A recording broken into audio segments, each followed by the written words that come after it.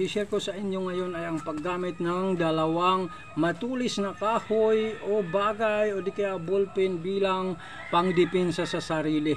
Okay? Kung hindi nyo kailangan maging mahusay dito, hindi nyo kailangan maging magaling. Ang importante, mayroon kayong lakas ng loob para depensahan ang inyong sarili. Dalawa o isa pwede na siya. Okay? Kung halimbawa mga ganitong sitwasyon, kung nandito kayo, yan, nasa bulsa lang ninyo, kung talagang napansin nyo, masama loob talaga yon, masamang tao, yan, so kailangan, huwag kayo pahalata, siyempre, kailangan itago nyo kung anong mayroon kayo. Pag lumapit sa inyo, ang tayo nyo dapat nakaganito, huwag kayo tatayo ng relax na ganyan, para bang hindi niya kayo kaya, okay? Isipin nyo yung kaharap nyo, predator, maaring talagang masamang tao, killer, ganon, hold-upper na pumapatay. So sa ganitong sitwasyon, basta pag bla bla bla, pag nagsalita o gano'n, ay hold up to, yung mga tipong ganyan, o di kaya yung tipong susuntukin kayo, sasaktan kayo, unang gawin, saksakin nyo agad sa mata. Okay?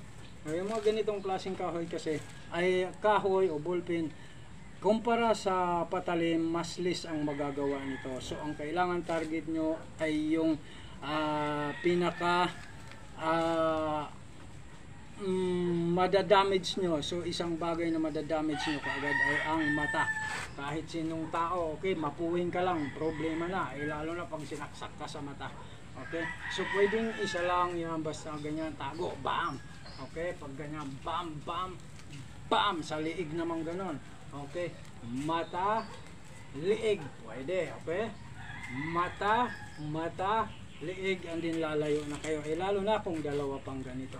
So, kung nandito to, nakatago siya, bam, bam, ganun siya, okay? And then, mata uli, liig naman. Mata, okay, liig, mata, liig, pam, boom! Yan, ganyan. So, ibig sabihin, gaya na sabi ko, hindi nyo kailangan maging mahusay kayo dito. Basta unang arangkada yan sa mata. Okay? And then sa liig, and then lalayo na kayo. Kung isa lang, okay lang. Kung mayroon, baka dalawa kayo, mata, liig. Okay? And then kaya mata, liig, mata uli. Yan. Pag sa katawan kasi, maaring tumama siya sa buto, kung sanay yun, walang kwenta yan, matitiis niya yun. Okay, masaktan man yun, matitiis niya yun pag sa mga katawan. Pero pag sa liig, maaring pag malakas yung inyong saksak, babaon siya. Okay, kasi dito medyo malambot siya kumpara sa katawan na may mga buto. So kung ang hawak nyo ganyan, wag ganito hahawak. Dahil ito maaring dumulas yan, dahil lagyan nyo dito, yung thumb nyo lalagay nyo dyan.